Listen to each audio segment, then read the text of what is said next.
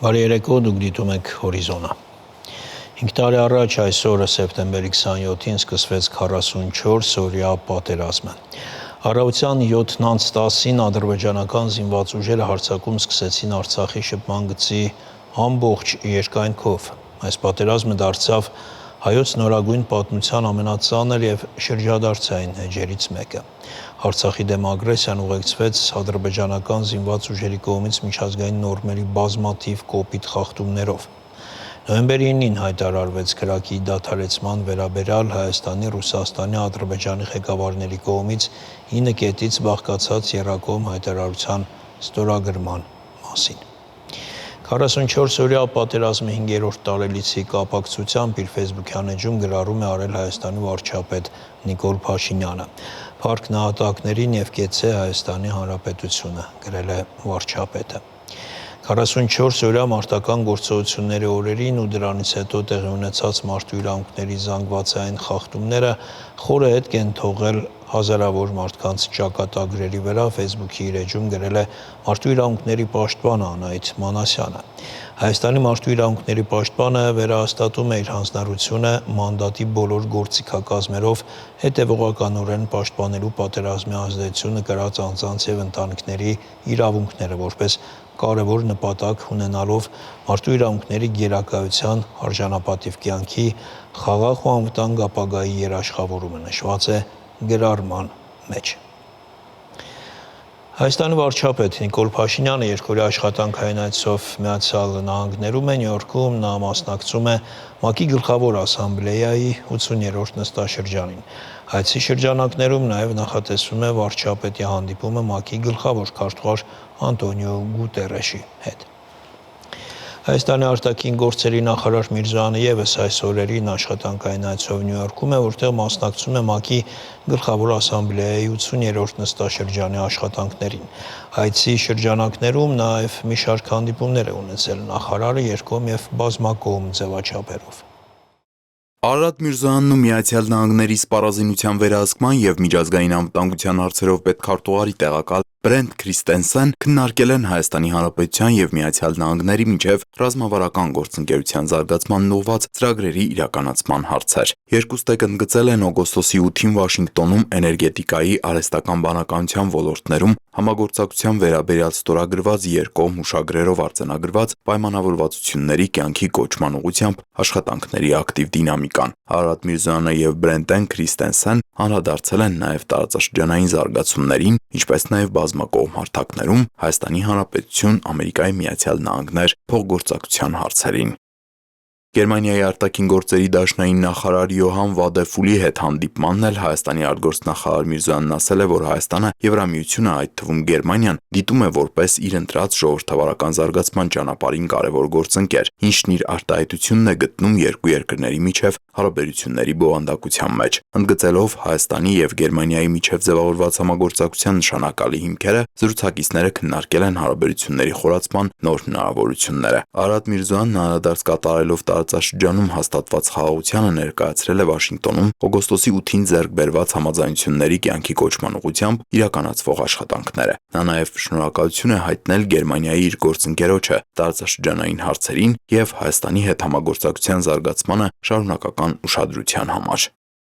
Հայաստանի ու Անգոլայի արտաքին գործերի նախարարները քննարկել են երկկողմ հարաբերությունների զարգացման հնարավորությունները, ինչը համահունչ է աֆրիկյան երկրների հետ գործընկերության զարգացման Հայաստանի Հանրապետության մոտեցումներին։ Որպես համագործակցության շոշափելի ներուժ ունեցող ոլորտներ Հայաստանի եւ Անգոլայի նախարարներն առանձնանշել են նորարարական կրթության, գործարար կապերի եւ արհեստական բանականության ուղղությունները։ Երկու երկրների միջև քաղաքական երկխոսության եւ կրթության ոլորտում համագործակցության նպատակով Արարատ Միրզոյանը եւ ՏՏ Անտոնիոն ստորագրել են երկու փոխհմբռնման հուշագիր։ Հայաստանի Հանրապետության արտաքին գործերի նախարարության եւ Անգոլայի Հանրապետության արտաքին գործերի նախարարության միջև քաղաքական խորհրդակցությունների մեխանիզմ ներդնելու մասին Հայաստանի Հանրապետության արտաքին գործերի նախարարության դիվանագիտական դպրոցի եւ Անգոլայի Հանրապետության արտաքին գործերի նախարարության դիվանագիտական ակադեմիայի միջև դիվանագիտական կրթության եւ պատրաստման ոլորտում համագործակցության մասին։ Հայաստանի եւ Անգոլայի արտաքին գործերի նախարարները կարևորել են նաեւ բազմակողմ հարթակներում առավել ակտիվ փոխգործակցությունը։ Տիգրան Վակիմյան, Հորիզոն։ Նյու Յորքում արտաքին գործերի նախարար Միրզոյանով Սաուդյան Արաբիայի արտաքին գործերի նախարար Ֆեյսալ բին Ֆարհան ալ-Սաուդը ստորագրել են Հայաստանի Հանրապետության արտգործնախարարության եւ Սաուդյան Արաբիայի թագավորության արտգործնախարարության միջև քաղաքական խորհրդակցությունների մասին փոխըմբռնման հուշագիր։ Քննչական կոմիտեից հայտնել են, որ Մերձավանում տեղի ունեցած սպանության դեպքի առթիվ նախաձեռնված քրեական վարույթի նախաքննության ընթացքում ներքին գործերի նախարարության եւ ազգային անվտանգության ծառայության աշխատակիցների կողմից ձեռնարկված մեծածավալ համալիր օպերատիվ հետախուզական միջոցառումների արդյունքում հանցանք կատարելու անմիջականորեն ծակած կասկածի հիմքով ձերբակալվել եւ նախաքննական մարմին է ներկայացվել 1 անձ։ Ձերբակալվածին պատկանող շինությունում հայտնաբերվել են արարքին վերջինիս առնչությունը հաստատող բացահայտ հետքեր, այդ թվում հանցագործության կատարման պահին օգտագործված դիմակը, ձեռնոցները, կոշիկները, բաճկոնը, գիշերային տեսանելիության սարքը, որոնք վերջինս փորձել է այրման եղանակով ոչնչացնել։ Տարվում են աշխատանքներ դեպքի ամբողջական հանգամանքները պարզելու, այդ թվում հանցագործության գործիք հանդիսացող ինքնաձիգը հայտնաբերելու ուղղությամբ։ Հաշվի առնելով քրեական վարույթի հանրային հնչեղությունը, քննչական կոմիտեն քննության արդյունքների մասին օրենքով նախատեսված թույլատրելիության սահմաններում պարբերաբար հանդես կգա հաղորդագրությամբ։ Իրանի նախագահը հայտարարել է, որ Վաշինգտոնը առաջարկել է 3 ամսով հետաձգել ՄԱԿ-ի անվտանգության խորհրդի պատժամիջոցների վերականգնումը Թեհրանի նկատմամբ, սակայն դրա դիմաց պահանջել է փոխանցել ամբողջ հարստացված ուրանը։ Մասուդ Փեզեշքյանը ասել է, որ նման պայմանը բացարձակ անընդունելի է, քանի որ հնարավոր է մի քանի ամիս անց Վաշինգտոնը փոխի իր միտքը եւ նոր պահանջներ առաջ քաշի։ Միջազգային նորությունները տեսաշարում։ Միացյալ Նահանգների նախագահը հայտարարել է, որ Գազայում պատերազմը դադարեցնելու համաձայնագրի կնքումը մոտ է։ Կարծես թե մենք համաձայնության ենք եկել Գազայի հարցում։ Կարծում եմ, դա այնպիսի համաձայնագիր է, որը պատանդներին կվերադարձնի, դա այնպիսի համաձայնագիր է, որը կավարտի պատերազմը։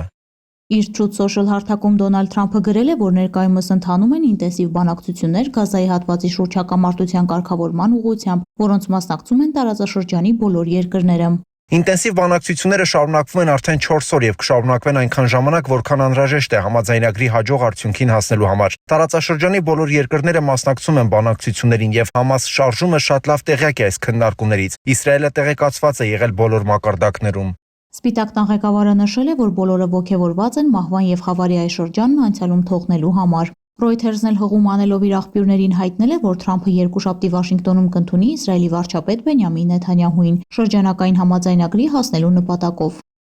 ՄԱԿ-ի անվտանգության խորհուրդը դեմ է քվեարկել Չինաստանի եւ Ռուսաստանի կողմից առաջարկված նախագծին, որով առաջարկվում էր 6 ամսով հետաձգել Իրանի նկատմամբ պատժամիջոցների վերականգնումը։ Որոշումն ընդունվել է վերջնաժամկետից 1 օր առաջ, երբ արևմտյան երկրները հայտարարել են, որ շաբաթներ շարունակ տեղի ունեցած հանդիպումները չեն հանգեցրել կոնկրետ համաձայնության։ ՄԱԿ-ում Մեծ Բրիտանիայի մշտական ներկայացուցիչ Բարբարա Վուդվարդի խոսքերով Իրանի դեմ ՄԱԿ-ի պատժամիջոցները կվերականգնվեն այս շաբաթվա վերջին։ Քվեարկությունից կարճ ժամանակ անց Իրանի նախագահը հայտարարել է, որ նախկին սպառնալիքներին հակառակ Իրանը դուրս չի գա միջուկային զենքի չտարածման մասին պայմանագրից։ Իրանի արտգործնախարարն էլ հայտարարել է, որ ստեղծված իրավիճակն արևմուտքի ձախողման հետևանքն է։ Աբբաս Արաղչիի խոսքերով Միացյալ Նահանգները դավաճանել է դիվանագիտությանը, իսկ եվրոպական եռյակը թաղել այն։ Նախարարն ընդգծել է, որ Իրանի դեմ պատժամիջոցների վերականգնման փորձերը չեն կարող հաջողություն ունենալ, քանի որ դրանք հիմնված չեն իրավական հիմքի վրա։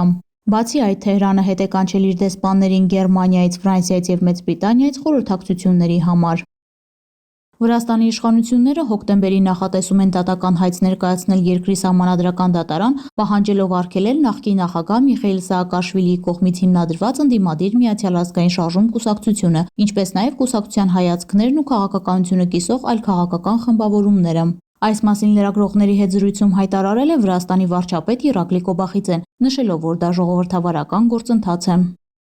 Մոսկվան ու Կիևը շարունակում են փոխադարձ հարվածները։ Ուկրաինական կողմի հաղորդմամբ գիշերը ռուսական զորքերը հարձակվել են Ուկրաինայի վրա տարբեր տեսակի 115 անօդաչու թռչող սարքերով։ Համաձայն երկրի զինված ուժերի հաղորդագրության ԱԹՍ-ներից 97-ը խոցվել են։ Վինիցայի շրջանում հարվածների հետևանքով վնասվել են բնակելի շենքեր և կարևորագույն ենթակառուցվածքային օբյեկտ։ Շրջանի իշխանությունները հայտարարել են, որ ժամանակավորապես դադարեցվել է գնացքների երթևեկությունը։ Դնեպրոպետրովսկում ԱԹՍ-ների հարձակման հետևանքով վիրավորվել է 1 մարդ։ Վնասվել են վարչական շենք, թանգարան, խանութ, բնակելի շինություններ։ Զապորոժիեում հարձակման հետևանքով գրեթե 9000 տնային տնտեսություն մնացել է առանց էլեկտրամատակարարման։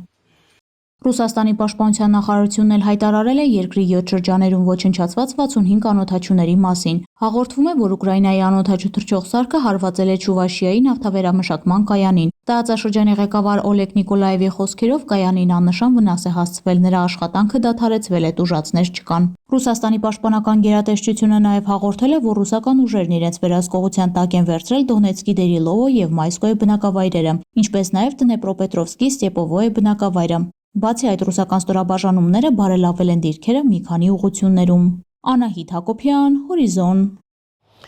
Հորիզոնի այս թողարկումը ավարտվեց, կարճ դադարից հետո եթերը կշարունակի հեռանկարը։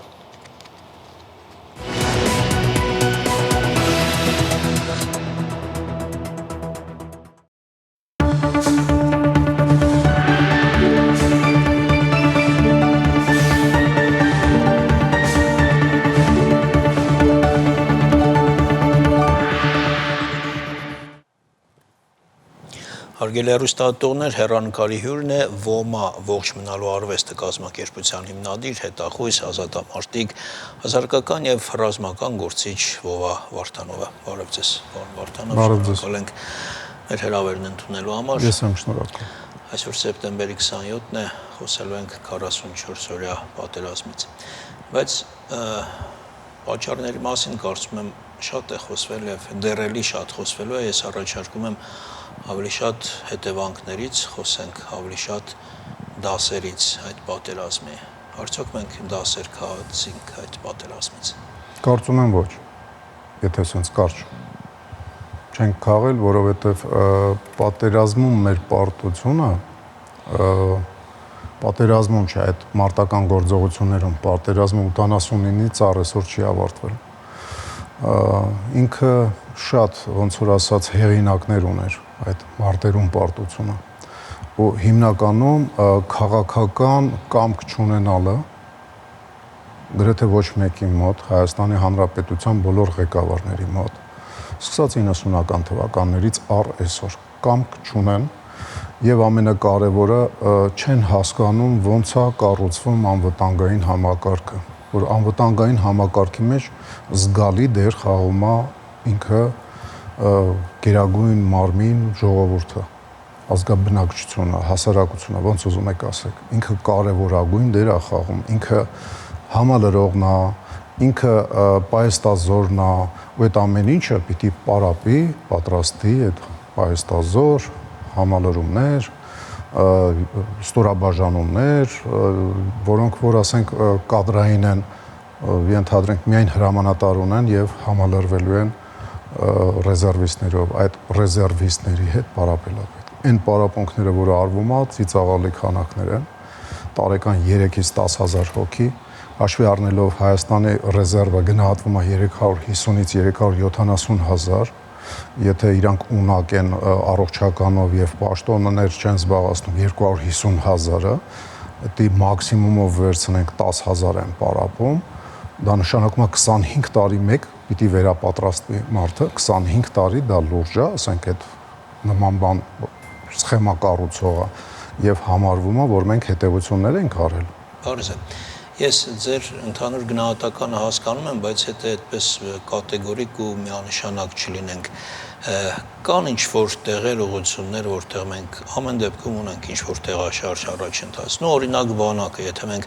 այսօրվա բանակը վերջի տարիների այդ ձեռքբերումներով, հնդկական, ֆրանսիական զենքերով, ներքին բարեփոխումներով, չգիտեմ, սկսած զենքից մինչև զորանոց եւ այլն, այսօրվա բանակը, եթե մենք համեմատենք 2020 թվականի մինչև սեպտեմբերի 27-ը ունեցած բանակի հետ, ինչ առավելություններ ունենք։ Չունենք առավելություններ։ Ընդհանրապես։ Զենք զինամթերք կարևոր է, անձնակազմի թիվ կարևոր է, ամեն ինչում մեր մոտ նվազում է տեղի ունեցել։ Իհարկե օբյեկտիվ եւ սուբյեկտիվ պատճառներով։ Զենքը նվազել է, որովհետև պատերազմի ժամանակ կիրառվել է եւ չի վերականգնվել այն քանակները, որ օգտագործվել է։ Որոշ քանակ զենք եւ զինամթերք հայտնվել է հակառակորդի ձեռքում 20 թվականին, որոշ զենք զինամթերք 23 թվականին ուղակի հանձնվել է հակառակորդին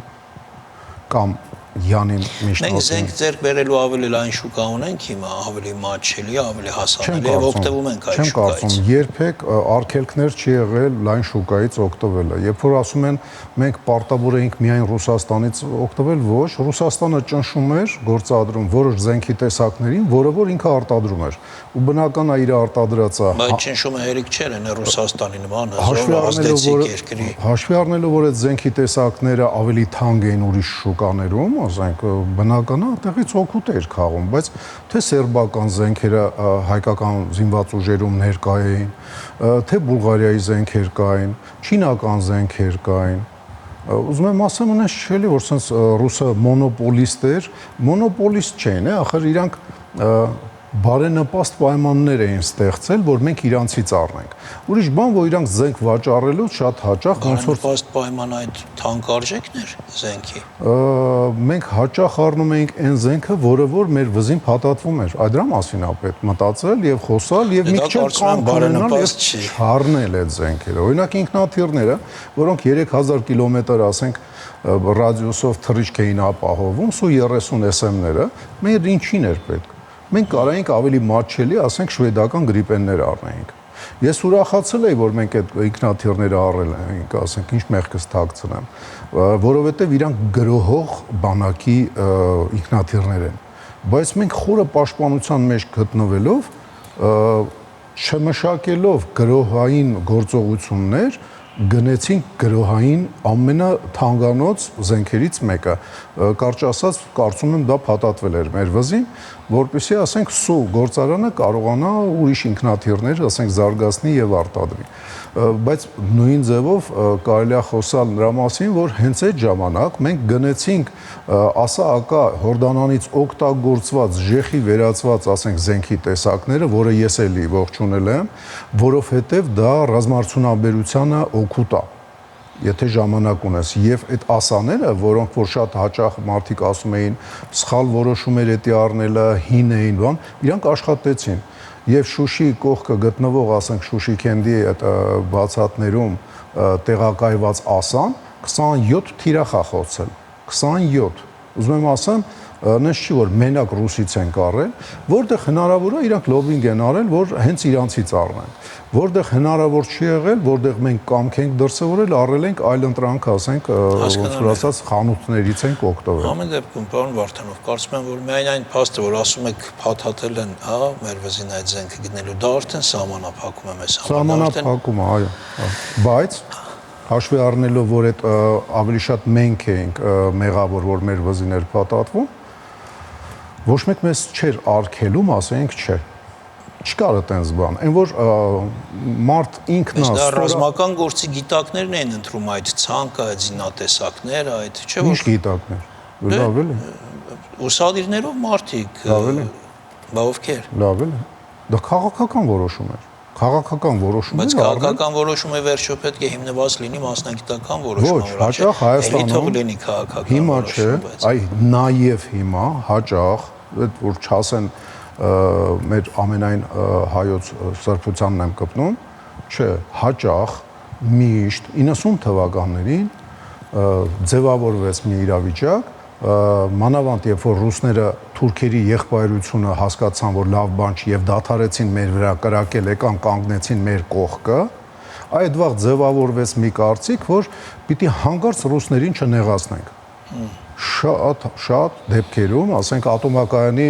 թանկանոց ռեմոնտը 330 միլիոնով։ Ընդհանրապես նեղացնել ոչ մեկին պետք չի, մանավանդ թշնամացնել ոչ ոքի պետք չի։ Ես դառը պտուղները թշնամության Ռուսաստանի հետ քաղել եմ։ Դա եղել է 90 թվականին, երբ որ իրանք սկսեցին մեր վրա կրակել դեմիլիտարիզացված, այսպես ասած, զոնայում, 91 թվականին, երբ որ այն օպերացիան, որ իրանք մշակել էին հայ բնակչությունը պաշտպանելու համար, ու ոչ միայն հայ, բայց ասենք ներսում եղած բնակչությունը պաշտպանելու համար իրանք զենքերը շուռ տվեցին եւ ներսը սկսեց ճնշվել օպերացիա Կալցո։ 92 թվականը, երբ որ ասենք լեզու չգտան Հայաստանի ղեկավարները ռուսների հետ եւ ռուսական զորքերը Շուշիից մի ամիս հետո Շուշին ազատագրելուց գրոհեցին Շաումյանը, Մարդակերտը, Ասկերյանը, Մարտունին եւ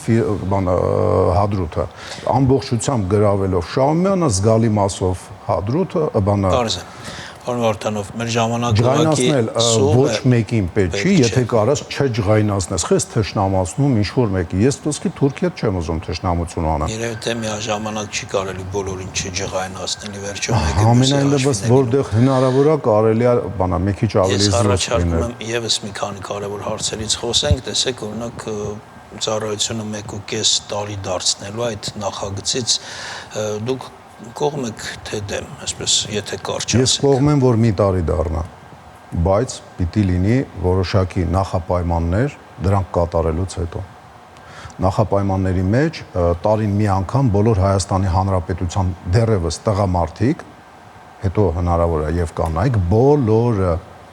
Բայց երկուսից մի տարի մի անգամից դժվար է, թե այդպես է սա որպես անցումային տարբերակ։ Ես էլ եմ այդպես դիտարկում անցումային, բայց անհրաժեշտ գործողությունները, որոնք որ կմեղմացնեն անձնակազմի պակասելը, այդ գործողությունները ես չեմ տեսնում։ Այդ գործողությունները մի քիչ առաջ ասեցի հավաքներ, որտեղ մասնակցում են բոլոր Հայաստանի Հանրապետության տղամարդիկ, երեխաները եւ ծերերը ոչ։ Եթե տղամարդ ես, պիտի մասնակցես տարին մի անգամ, մի ամսով, 20 օրով, 15 օրով, նայած ինչքան դիրքերում կարիք կա մարդ ուժի, եթե չկա կարիքը եւ սահմանապահ զորքերը ամբողջությամբ պահպանում են սահմանը եւ պաշտպանելու կարիք չկա, ուսումնական վարժանքով, ոնց որ արվում է Շվեյցարիայում, ոնց որ արվում է Ֆինլանդիայում, ոնց որ արվում է այն երկրներում, որտեղ Հայաստանի նման համապարփակ անվտանգության եւ պաշտպանության համակարգի օրենքը ընդունվել է, բայց ի տարբերություն Հայաստանին, ոչ թե օրենք ընդունվել, այլ այդ ծրագիրն է ընդունվել եւ իրականացվում այնտեղ ի տարբերություն մեզանից։ Մեր մոտ ընդամենը խոսում ենք դրա մասին։ Դուք ասում եք այդ հավաքների մասին, որոնք առաջ երամսյա են, հիմա դարձել են 25 օրյա, եւ ասում եք, որ ռեզերվիստները ավելի ինտենսիվ պետք է ամեն տարի մի անգամ այդ գործին։ Ես հասկանում եմ ձեր տեսակետը, բայց դա նաեւ լրացուցիչ ֆինանսական միջոցների հետ կապ ունի։ Ոչ։ Հիմա տեսեք, նաև ռազմական բյուջեն է կրճատում, թե վարչապետը ասում է, որ իրականում չի կրճատում, պարզապես կան, որ մենք հաջորդ տարիների համար պլանավորած ծախսեր ունենք, խտացրեցինք 25-ի մեջ։ Ես հենց մաթեմատիկորեն է բացատրում եմ։ Եկենք հասկանանք, եթե շարքում այս պահին, ասենք 40-ից 50,000 զոր կա հայկական զինված ուժերում, եթե 20,000-ով կրճատենք, հələ ինչ հսկայական կրճատում եմ ասում, կործանարար է, չէ, մեր համար լինելու։ Իսկ եթե 250,000 հոգի ամեն տարի մի ամսով գան բանակ, ինչ է ստացվում։ Մշտապես 20,000 ռեզերվիստ մշտապես գտնվում է շարքում։ Եվ այդ այնց 20,000-ով ամբողջ ռեզերվը մի տարի անցնում է, հետո մյուս տարի ստացվում է, որ դու կրճատել ես ծախսերը, որովհետև մարդուն, երբ որ տանում ես ժամկետային ծառայության ծախսերը շատ ավելի շատ են պայմանագրային զինծառայողի ծախսերը, իսկ ռեզերվիստի ծախսերը զգալիորեն քիչ են։ Կարամ մի քանի էլի։ Ձեր այդ ասած մտքին նպաստող ծրագրեր կան, օրինակ այդ պաշտպան հայրենյաց ծրագիրը։ Այո, նպաստում է, բայց դա քանի որ կամավորական է, մարդ պիտի ուզենա, որը տեղ գրվի։ Նույնը պայմանագրայինն է, այն որ անգրագիտաբար պրոֆեսիոնալ են անվանում, արհեստավարժ են անվանում, արհեստավարժ բառը օգտագործում են պայմանագրային կոմպլեկտացիայի վերաբերյալ։ Արհեստավարժը կարա լինի ժամկետայինը, կարա լինի պայմանագրայինը, իսկ կարա լինի վարձկանը, եթե ինքը պարապել է, եթե ինքը մասնակցում է եւ ինտենսիվ վարժանքների արդյունքում պրոֆեսիոնալիզմը իր բարձր է։ Հիմա եթե մենք պայմանագրայինից, ասենք, մի քիչ հեռու է տանք, այդ աստիճան գումարներ չծախսենք, դրա վրա ժամկետայինը կրճատենք, հիմնականում իրանք ուսումնական նպատակ ունենան, ասեն 1 տարի 8 ամիս, 9 ամիս եւ 2 ամիս պրակտիկա։ Մենք հնարավորություն ենք ստանում այն մնացած զորքերի պակասը լրացնենք ռեզերվիստներով, պայստազորայիններով, մշտապես տղամարդկանց, եթե իրանք ունակ են երեխա սարքել, իրանք պիտի ունակ լինեն այդ երեխաներին պաշտպանել։ То есть եթե տղամարդ է, խնդրեմ, մի ամսով բանը Եվ նաև դրա ցանկությունը ես կարծում եմ պետք է ունենան, դա ամենակարևոր գործոններից է, որովհետև ես հաճախ զրուցել եմ այն տղաներին ու միջին տարիքի նաև ովքեր այդ հավաքներին մասնակցել են, եւ երբ հարցնում եմ ինչքանով է դա օգտակար, ինչ-որ բան տալիս է, չի տալիս, մարդիկ կան ասում են, եթե դու ունես ցանկություն ինչ-որ բան սովորելու, վերհիշելու կամ պատրաստ լինելու մարդկային իրավիճակներին, ապա դու ինչ-որ բան կստանաս, եթե չես ուզում, հենց այնպես գնացել ես ժամանակ վատնելու, ոչինչ չես ստանա։ Ճիշտ է, նման բանը իրավիճակը շատ հաճախ հավաքների ժամանակ տիրում է, երբ որ մարդը եթե չի ուզում, ոչ մի բան չի ստանում։ Բայց քաղաքացու մասին պիտի մտածի պետությունը իր լծակներով, այդ թվում նաև ասենք ուսումնական կենտրոնը։ Ուսումնական կենտրոնը պիտի իր աշխատանքները անենց դասավորի եւ անենց կառավարեն խումբը ռեզերվիստների, որ մարդը ճարահատյալ պարապի։ Դա կոչվում է բանը սկզբունք կար ռուսական բանակում, սովետական բանակում, не хочешь заставим, хочешь научим։ Այդ վիճակը, ասենք, պիտի լինի, ասենք, ռեզերվիստների հետ նաև, որովհետև ցանկացած մարդու կյանքը մեր համար թանկ է։ Դե եթե թանկ է, իր կենսունակությունը բարձրացրա, թեկուզ զորով իրան ստիպելով, որ ինքը կարմիրի տակով մեքենա չքշի։ Եվս երկու հարց, պարոն Վարդանով, հունիսին, երբ այդ սրացում եղավ իսրայելա-իրանական եւ այդ 12-օրյա պատերազմը, դուք եւս կարծիք հայտնեցիք, որ տարածաշրջանում էլ եւս կարող է բռնկում լինի եւ լայնածավալ պատերազմի նաեւ հոտ է գալիս։ Կարծում եք, որ այսօր այդ ռիսկերը նվազել են նաեւ վերջին իրադարձությունների, այդ Վաշինգտոնյան համաձայնագրերի ֆոնին։ Կարծում եմ ոչ, հակառակը, տրիպը, այդ ճանապարհ Տրամպի անունով կոչվող ինքը ամենակիչը բանա, երբ ինքը պայմանավորվածությունը եղավ, երբ ստորագրեցին եւ դրանից առաջ երբ հարձակվեց Իսրայելի ավիացիան, երբ որ Չինաստանից բեռները ցամաքային Միջին Ասիայով եկան, հասան Իրան եւ Իրանից մտան առաջի պարտիան, դրանից 10 օր առաջ մտել էր Հայաստան։ Նշանակում է Իրանը հաբ դառնալու, ասենք տրանսպորտային մի ասենց լծակ դառնալու, որտեղ միացնում ես չինական եւ հնդկական բեռները, լավ հավակնություններ ուներ։ Իրանը դրանից զրկեցին եւ զրկելը դա մենակ ժամանակավոր այս ձևով դա քիչ է։ Պիտի արվածները ուժեղանան։ Ներգրավվածությունը, այսպես պաշտպանության, անվտանգության լրացիչ երաշխիք չէ մեզ համար։ Մեր համար ոչ։ Ինքը ոչ ոքի համար երաշխիք չի, ինքը երաշխիք է, որը մեզ համար կլինի երաշխիք։ Իսրայելի համար երաշխիք է, որ իրան ռումբ կտան, բայց որ Իսրայելին կխփեն, ինքը դրա համար չի կարող ոչ մի երաշխավոր լինի։ Երաշխավոր որ չեն սպանի, ամերիկան չէ, ով ուզում ալնի, դա Աստծո գործն է։ Իսկ որ ասենք քեզ զենք կտան, կարա լինի, բայց ամերիկան մեզ զենք է խոստացել։ Ես ինչքան հիշում եմ, այդ պայմանավորվածության մասին պայմանավորվածությունը, այտենց ավելի ճիշտ բնութագրել պետք է, ասենք այդ բանը այդ 3 հոգու ստորագրությունները այդ թղթի տակ այնտեղ Ամերիկայի Միացյալ Նահանգները ընդհանրապես գրված են, որ վկա են, ներկա են այդ Պարզ է։ Կարճ ասած երաշխիքները միակ երաշխիքները որ կա, դա համապարփակ անվտանգության եւ պաշտպանական, ասենք, համակարգն է, կարճ ասած ազգբանակ։ Մենակ դա է երաշխիք, որ մեզ ոտնատակ չեն գցի, մեծ կիլդիմի դեպքում միայն դա։ Շնորհակալություն, մեր ժամանակն ավարտվել է, բայց ես կուզենայի եւս մեկ րոպե խնդրենք եւ անպայման ոմայնել նաեւ հանրադառնանք այսօր ինչ ծրագրեր ունեք, ինչ եք անում, ինչ փուլում եք, արդյոք ընդլայնվելու ավելի առաջ մղվելու։ Ընդլայնվելը մեր ֆիլիալներով է, այս պահին 16 գործող ֆիլիալ, չէ 13 ունենք, 3-ը կրճատել ենք, մեր միջոցները բավականին սուղ են եւ այն հակաքարոզը, որ թուրքերը մեր դեմ անում են, եւ որոշ ասենք մեր անգիտակից քաղաքացիներ թուրքերի խոսքերը կրկնում են, իր դերը խաղում է, 13 ակտիվ ֆիլիալներ ունենք, այդ ֆիլիալները ներկայացված են բոլոր մարզերում, Հիմնական մեր ֆունկցիան դա մարզումներն է, պարապացնելն է ցանկացած քաղաքացու, որը որ 16 տարեկանից բարձր է, նախաբանակային, ռեզերվիստ, կինարմատ, կարճ ասած չկա ոչ մի պրեձել 16-ից մինչև 99 տարեկան։ Ոնց տեղավորվում ես հետը, ուրեմն կարող ես մասնակցել, բայց բացի դրանից կան ծրագրեր, որոնք որ օրինակ մի ծրագիր մենք ավարտին ենք հասցնում, ավարտական փուլի մեջ է, դե 20 գմբեթ պիտի դնենք, ժամանակավոր փայտահողային կրակակետերն են, որոնք որ ժամանակավոր էին եւ հնարավորություն տվեցին նույնիսկ ընդդիմացող բյուրոկրատներին պաշտպանության նախարարության ընդդիմության պայմաններում բետոնային կրակակետեր կառուցի պաշտպանության նախարարությունը առանց վտանգվելու։ То есть իրանք իրենց դերը խաղացել են եւ այս պահին արդեն 400-ից ավել տեղադրած ունենք, մի 20 քանի հատ է մնացել, որ վերջացնենք այս տարի եւ ոչ թե փակելու ենք այդ ծրագիրը, այլ սահմանափակվելու, այլ ամբողջությամբ մեր ռեսուրսը դրա վրա չի լինելու։ Կլինեն դիմումներ 5-ից 10, ասենք, գմբեթի զայով մենք կդնենք դիտարկման եւ հնարավոր է կատարենք։ Բացի դրանից ուրիշ ծրագրեր էլ կան, բայց այդ կարճ մի րոպեվա մեջ դրա մասին խոսելը հնարավոր չի։ Դիջիտեկ ցուցահանդեսի ժամանակ մենք տաղավար ենք ունենալու, ներկայացնելու ենք մեր ծրագրերը,